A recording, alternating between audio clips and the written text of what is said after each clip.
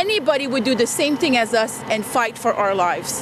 That's what we're doing. We're not only doing it for ourselves, but we're doing it for all Canadians that believe in justice. On Tuesday morning, supporters of Mohammed Harkat, who's accused of having links to Al-Qaeda and faces deportation, gathered to support him at the Federal Court of Appeal in downtown Ottawa. Well, there could be a new hearing if we're successful, unless the government chose to appeal further, but it might depend on what they rule. On the other hand, if they strike down the constitutionality of it, then you'd have to go back to Parliament to see whether there could be a new regime. We'll have to wait and see. Harkat has been detained without charge or access to evidence for close to 10 years under the security certificate regime.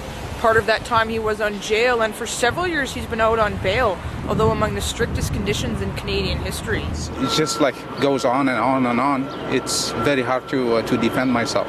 And I always say I'm innocent, all this allegation against me. In 2007, the Supreme Court of Canada ruled that the first security certificate against Harkat was unconstitutional, since it used secret evidence and denied his right to a fair trial.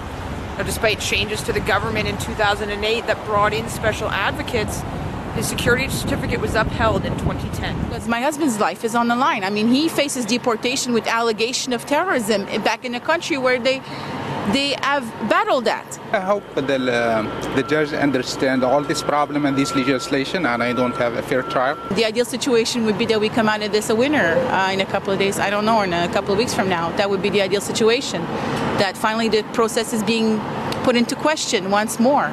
Harkat continues to maintain his innocence and denies all links to terrorism. For the Ottawa Sun, I'm Danielle Bell.